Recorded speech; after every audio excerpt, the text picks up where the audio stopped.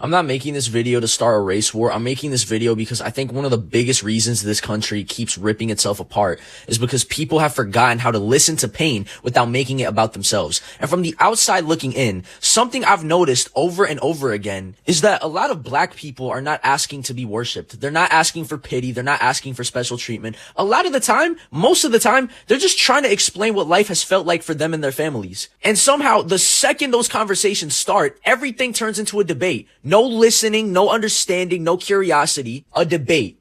Are you sure it was racism? Well, that happens to everybody. Just get over it. My family struggled too. You're playing victim. You're dividing people. That was a long time ago. Just work harder. And it's like, damn, can somebody speak about pain without immediately being cross-examined like they're in court? Because what I think a lot of people don't understand is that when somebody talks about racial trauma, discrimination, oppression, or generational and ancestral pain, they're usually not saying every white person is evil. They're talking about patterns, systems, history, environment, institutions, treatment, oppression, the psychological way of constantly feeling misunderstood, stereotyped, over-policed, unheard, or emotionally dismissed. And I feel like some people instantly get defensive because acknowledging somebody else's reality forces them to question the version of reality they were raised to believe. That discomfort is very real because if you grew up never experiencing certain things, it's easy to assume they barely exist. If you've never been followed around stores, never had teachers assume less of you before you even spoke, never felt pressure to code switch just to seem safe, never had your natural features mocked, never had people fear you before knowing you, never had generations of trauma sitting underneath your family structure,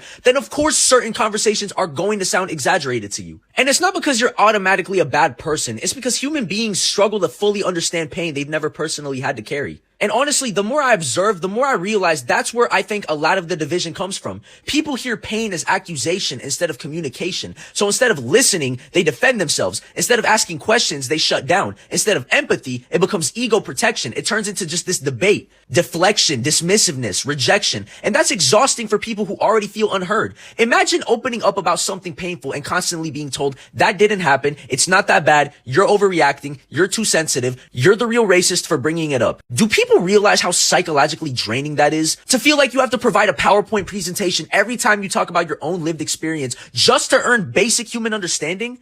And again, this is not about blaming all white people. There are plenty of white people who listen, care, empathize, educate themselves, and genuinely try to understand perspectives outside their own. But there's also a real consistent cultural issue where conversations about race immediately become centered around white discomfort instead of black pain. And that's the problem, because healing cannot happen if the people speaking about wounds are instantly forced to emotionally babysit the people listening. Sometimes people don't need a debate. They need humanity. They just need you to shut the fuck up and listen. And I think another uncomfortable truth people avoid talking about is how segregated a lot of society still is, even now. Not always legally, but socially, economically, culturally, systemically, educationally. A lot of people grow up in environments where they barely have meaningful relationships with people outside their race, outside their neighborhood, outside their worldview, outside their environment, outside their culture. So they end up learning about black people through stereotypes, headlines, social media clips, political propaganda, music caricatures, agendas, false, racist, outdated narratives,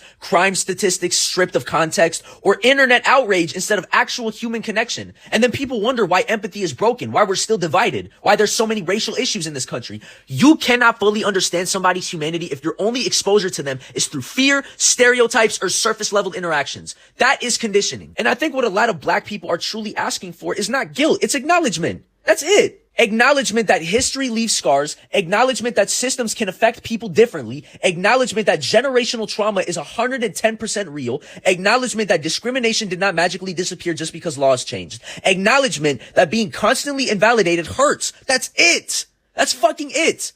You don't have to hate yourself to acknowledge somebody else's suffering. You don't have to personally experience an injury to believe somebody when they say they're bleeding. And honestly, I think this country would heal a lot faster if people stopped treating empathy like surrender.